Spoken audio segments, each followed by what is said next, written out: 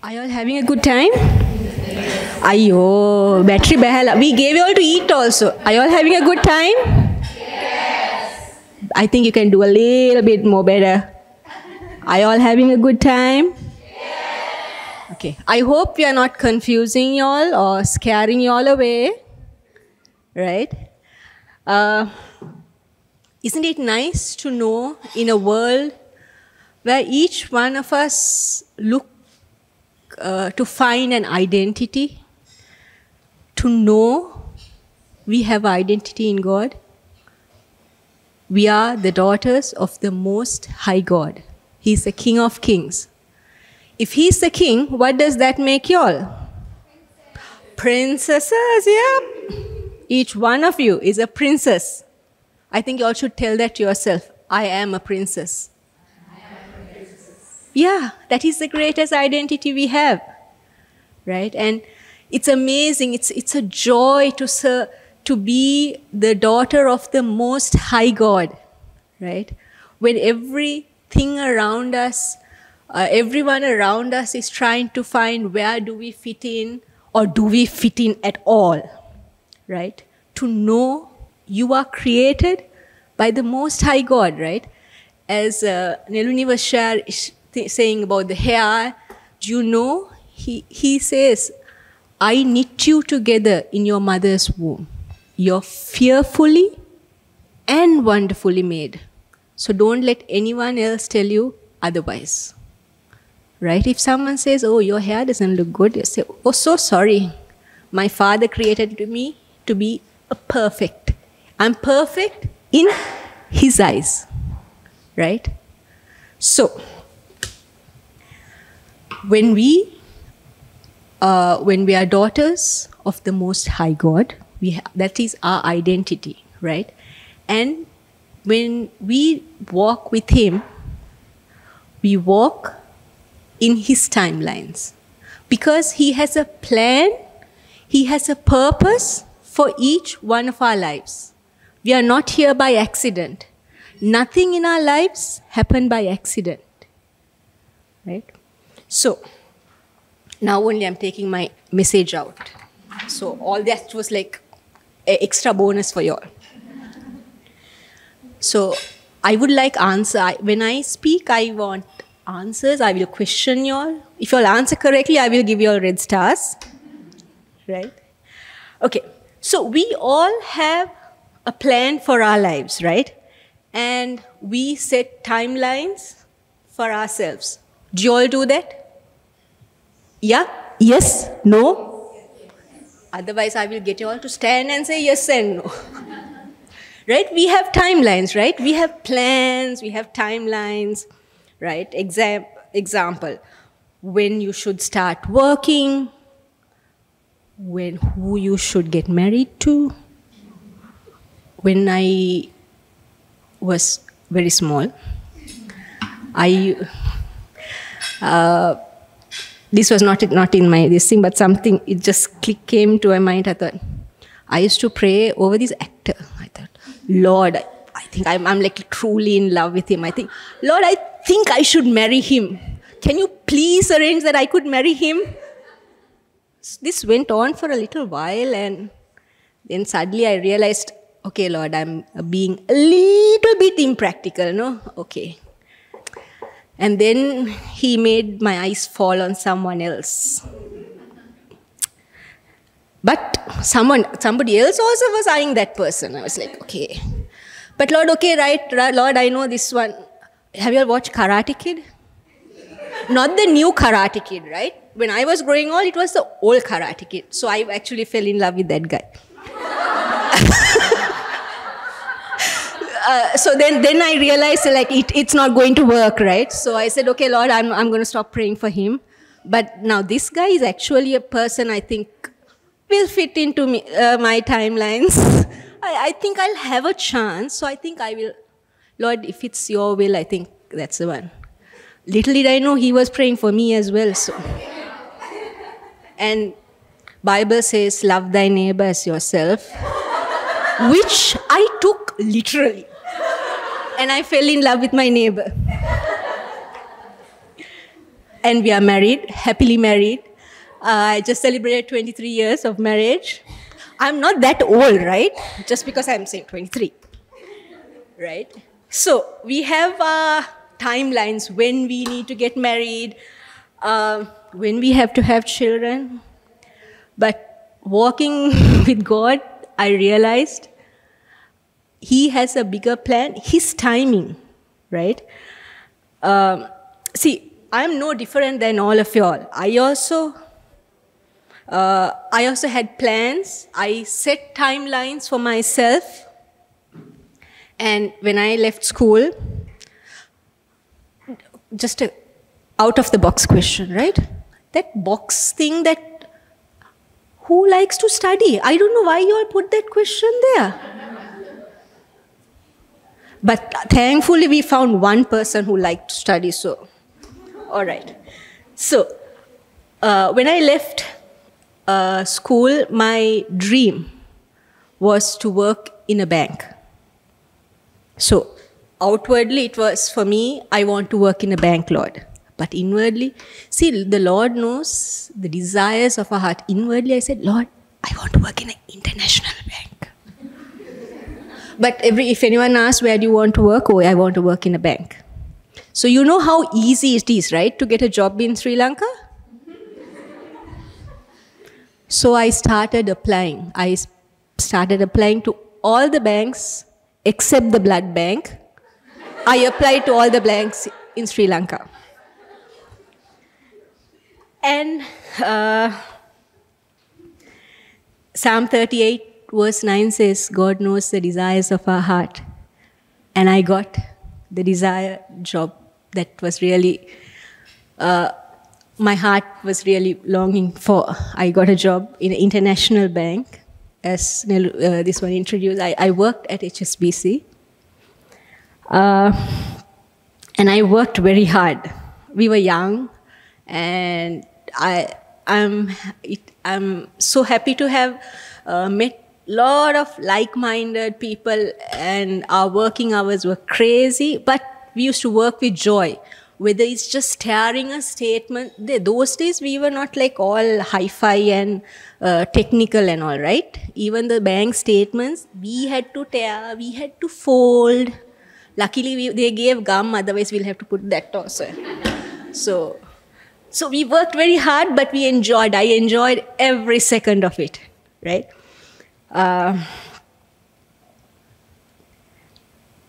And not to boast about myself, I worked in the bank for 7 years, and out of that 7 years, 2 years, I was chosen as the outstanding employee of that department, right? And it's not a easy job. And what is why I wanted to share that was, what is so unique about it was, one of those years that I was selected as the outstanding employee was the year I had my son, right? So that year I was on leave for 4 months. In case you all are planning to have kids, you get 4 months maternity leave. Huh? So for 4 months I was on leave. So out of the 12 months I actually worked. 12 minus 4 is how much? 8.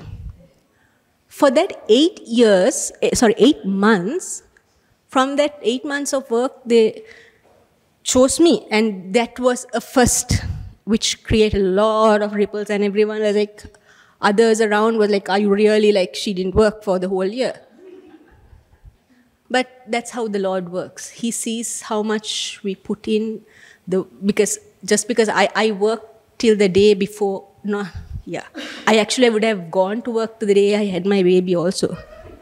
Suddenly something was funny. So Shehana said, my husband said, let's go to the doctor. I said, hold on, let me iron my clothes and keep it. I have to go to work. So made sure the client clothes were all ready and went to hospital. Within 1 hour, I had my baby. So that's another story, right? So I worked hard. I went back after my son was born. And in the banks, they don't give promotions that easily. I don't know whether it's easier now, but we had to do our banking exams. Plus, they had an exam that they created, and which they asked questions nobody ever even used in the bank. But we had to know it. So, studied like mad, which I don't like to do. Plus, went through the interviews and I got my promotion, right? And I was like over the moon. But then the winds started shifting in my life.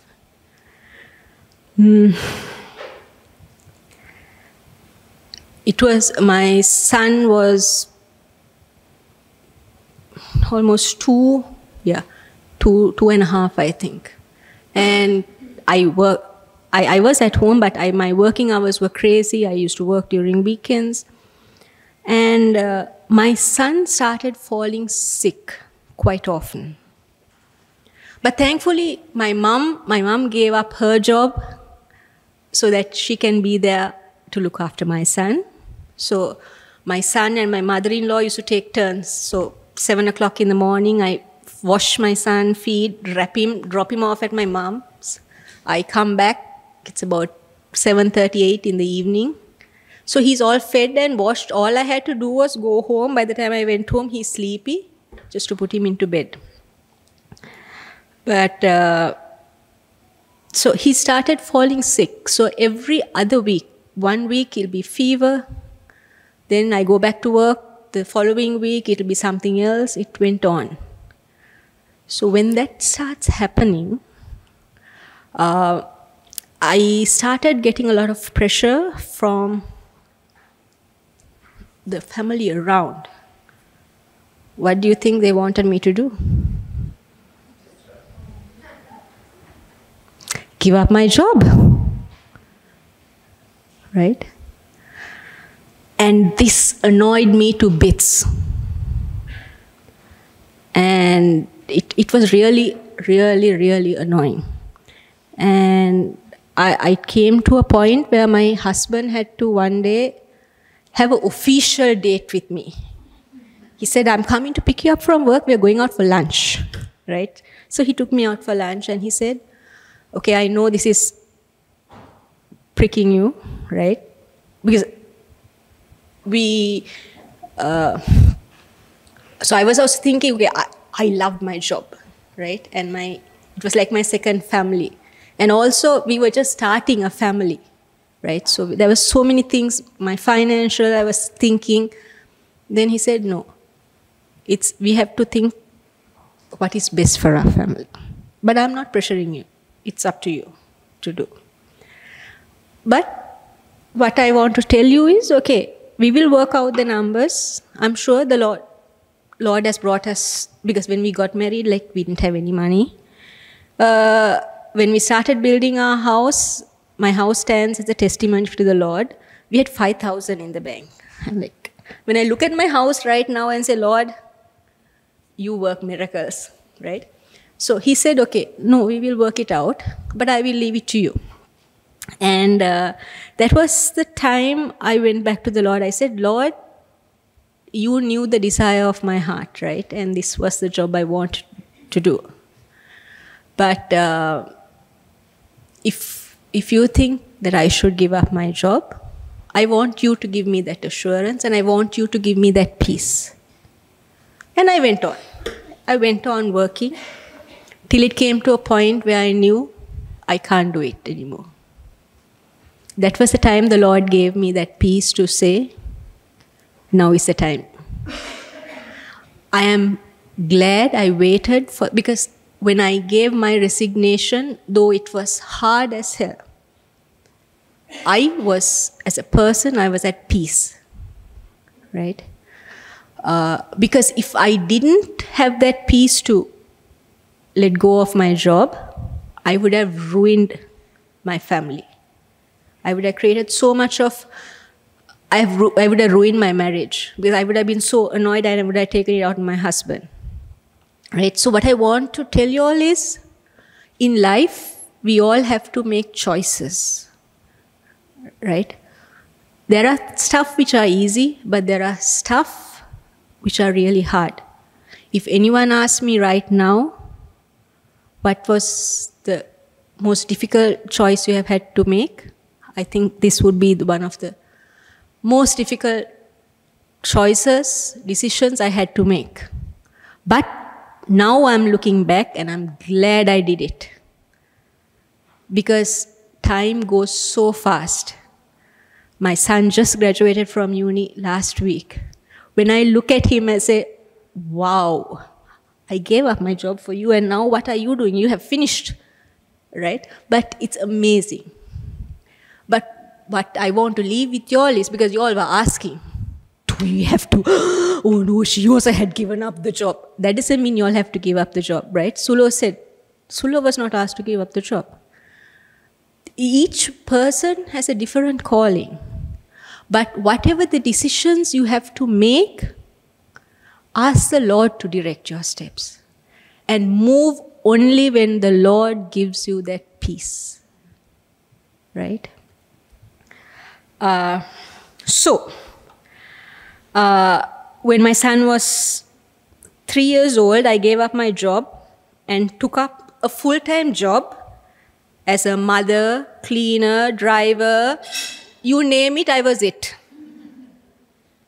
And wife. My husband always reminds me, you forget the wife part. So, wife also. Well, that was the job description I gave myself. But God had a bigger plan. God was clearing my time and was recruiting me to serve Him. Claudette, by the way, Claudette and I didn't talk to each other about our messages. And when she started sharing, I'm like, you're telling everything. I'm like, the Lord laid in my heart, like, what am I going to say? Right? So it was my mother-in-law. She used to go for these Aglow meetings at Sulochana's house. And it was on a Saturday, and she used to invite me. That was the time, like, I tried to hide or don't answer the phone because I don't want to go for these meetings. But when you are, those who are married will know, and your others who are yet to marry will get to know. When your mother-in-law asks, sometimes you have to give in because shape එක තියන්නත් ඕනනේ. So in one of those shape එකේ තියන්න ඕන, yes, I went for the meeting, and it was a time my husband had just, the Lord had protected him from an accident, which was, he almost lost his life. And I went for Sulochana's meeting. When I go, where do you think I sit or stand? Right at the back where no one sees me. Because I don't want anyone to see me, nor do I want anyone to speak to me. And so Sulo, at that meeting, we were finishing the meeting and Sulo said, does anyone want to share a testimony? And there were people going up. And I knew the Lord was saying, I want you to go and share your testimony. I said, Lord, I don't want to be here. Do you think I want to go up there and share my testimony? No, I don't want to. So, and I made sure I was hid somewhere that no one can see me. And this kept on saying, Lord said, no, go up. So, what did I do? I said, Lord, if Sulu calls me, I will go up. Otherwise, I won't. Lo and behold, our God has a funny sense of humor. Sulu calls me. I was like, oh Lord. Okay. So I went and shared my testimony. Later, when I was speaking to Sulu, she has been having the same, this thing. Lord has been prompting her to call me, and she said, she's here for the first time. She will get scared. Do you really want to call me? So, but thankfully, she did. And after that, only the Lord called me to serve in Aglow. Right? And if I was working at that time, I would have never said yes. But Lord had already prepared me and redeem my time so that, and he gave me that peace at that meeting to say yes. Right? So, but in my mind, I said we keep timelines, right? In my mind, I always wanted to serve the Lord. But my timeline was, Lord, when my kids are big, they're married, they're gone away, I don't have anything else to do, that will be the time I'm going to come and work for you.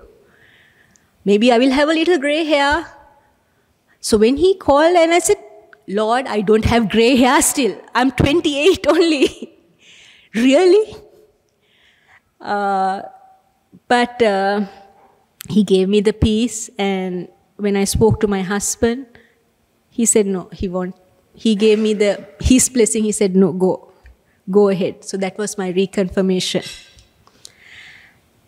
And all of you all heard about Auntie Sylvia. You know that she has this superhuman power that she can even see through pillars. You try to hide, oh sorry. You stand behind a pillar, still she has that vision ray thing where she will still spot you out. So at one of our quarterly meetings, she zooms on me and like that. I'm behind a pillar, right? After the meeting, she says, I want you to be a speaker. I was like, Lord, really? Here at our meetings, I only had to do the announcements, right? So I go and stand. I have to stand only during that time. And at that time also, it's all written, just the announcements. I'm looking at Sulu. I'm stuttering. I'm like, then Sulu has to say, no, this, go. This, and so she's prompting me to, that's all I had to do. And like, Lord, really? You really, he really has a sense of humor, right? I'm like, Lord, really? So, we struggle to take up new challenges because we lack self-confidence. We feel we are inadequate. We don't have enough experience. What will others think? Don't you all think like that? Right? We should not allow our feelings of inadequacy to box us in and keep us from obeying God's call. When He calls you, He equips you and provides all that you need to do or say. So, when I was praying and when I was having this argument with the Lord, it's not argument, it's like a conversation. I'm saying I'm giving Him 1,000 reasons why I should not be a speaker. And finally He just gave me one word. It came from Jeremiah 1, 6-7. He says, you're saying I don't know what to speak. I am too young. But the Lord says, do not say I'm too young. You must go everywhere I send you and say whatever I command. And I will give you the words to speak. So I stand here today as a testimony that nothing is impossible with God. Right? I'm still not frozen, still not stuttering. Right? But it's amazing how still when I go for speakers' assignments, many of the meetings I go, there are ladies who are much elder than me, who sit there, and I stand and I say, Lord, they're all elder than me. They have experienced life much more than me. What can I say? Many of the times when I keep telling this to my husband, he says, are you going to speak or is the Lord going to speak through you? I say, Lord, I know you're going to speak. So I will just surrender. So we get very restless, we get very uneasy when our plans and timelines are changed. True or not? My husband always says, we can only connect the dots looking back. When we are going through that situation, we don't understand why we are going through the situation or why we are meeting these people. Lord brings people into our lives in very strange circumstances. Those are sometimes we really don't know why we met. But later when we go through lives, when we look back and we start connecting, only we realize God had a bigger plan. So we don't know why we go through situations or meet, but when we connect it, it all makes sense. And everything starts falling into place. So you all were asking about these children also. So my first child, I was young and married, and I said, okay, I have time, right? I thought, Lord, I should have my first child after we build a house, because we want a chooty rented apartment.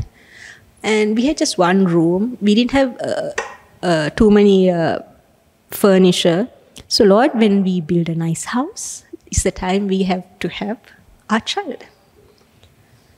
Lord thought, මෙයා මේ එන පොට හරි නෑ. මෙයා ඔහොම හිටියොත් නම් there will be no children. So there came my first child. I was like, Lord, how can I be pregnant? I don't think it's possible. But I was pregnant with my elder son, Shehana. So now after I gave up my job, my elder son was 3 years old. And I said, Lord, now 3 years old, I think that's the usual gap. But now I'm not working. I think I'm ready for my second son. And the Lord made me wait 2 years. I was saying, Lord, here, when I was not ready, you said, have my first child. Now here, I'm saying I'm ready. Why aren't you? 2 years, I'm like waiting for this second child to come. Nothing happening. Exactly 5 years and 1 day later, after my first son was born, my second son came. 25th of July and 26th of July. See, perfection is for numbers and all, because you can have one party, you can get away with one party. So my elder son just turned 21, so after 20, my younger son just turned 16. So this was the first time they had two parties, because 21 and 16, otherwise they all get one party. Right? But I was like thinking, why? Why did you make me wait? But then now I look back and I realize that 2 years was the time I started working for the Lord in Aglow. Right? If I got pregnant at that time, that would have been the easiest excuse for me to say, I can't do it. That was the time the Lord used my time to mature me in my spiritual walk. Right? I come from a Acharu family. If you all think y'all should speak to me, and I don't think any of you can top up the Acharu-ness in my family. Right? But, and I'm glad the Lord made me wait for that 2 years, because spiritually, I see how the Lord brought me closer to Him, and how I had time to go deeper into His Word, to study His Word, right? All of you all must be thinking, oh, this table here, these old aunties, we are not old, right? In case you all are thinking. They all have it all together, they are smiling, they have all the answers. Oh no, we don't. Right? We all, each one of us, face challenges just like you. Even right now, each one of us are facing different battles. But why we stand strong, but why we stand bold, why we stand here with a smile on our face, because we know our lives are held in the Lord's hands. It's the joy of the Lord that is our strength to face any challenge. Right? There are many, many. You speak to each one of us. The challenges we have faced are innumerable. But we face those challenges boldly. We go through those challenges with peace, because the peace of God which surpasses all understanding. I remember, I told you, my son just graduated last week from uni. And as I shared my testimony with the National Board, when he was just 9 months, he had this febrile fit. For me, that was like, I have no idea what you're talking about. I was just this young mom. And the doctor said he could have brain damage. But it's amazing how he brought this doctor. He was just a ward doctor who was just passing and saw my son. And he said, "What are you doing with this child here?" And he got the ball rolling, changed the medication, got another doctor from Lady Ridgeway. The child, they said, at about 8 o'clock, who could be brain dead, and moved him to, because the initial medicine they gave, he was allergic, and they moved him into ICU. By 12 o'clock, the man was making such a big riot because he was back to normal. They had to move him out. "Can you all please take him out of the ICU?"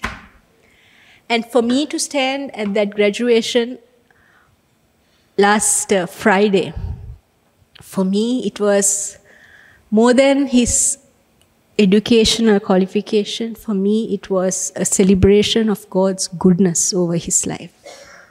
Many are the challenges, many are the timelines the Lord changed when he was going to university. He went in the height of COVID, right? I don't have time to share that testimony, but when I stood last Friday, I was, "Lord, I just don't have enough words to thank you."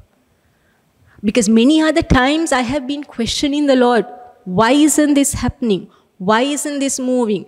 Why? It was not happening according to my timeline. But Lord kept changing.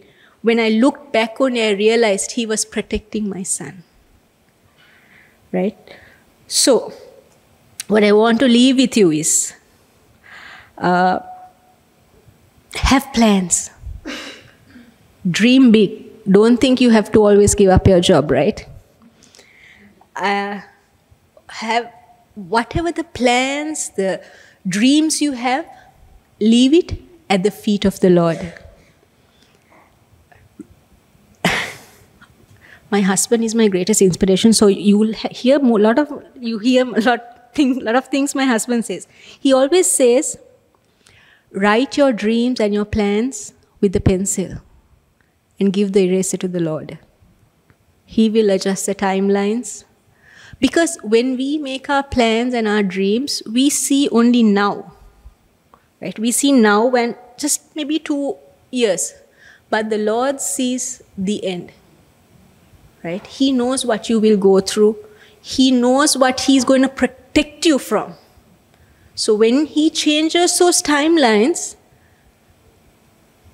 thank God for whatever He's protecting you from, or thank God for whatever bigger plans He's going to unfold in your lives. So trust that your life is held in God's hands, and He is always in control. Thank you.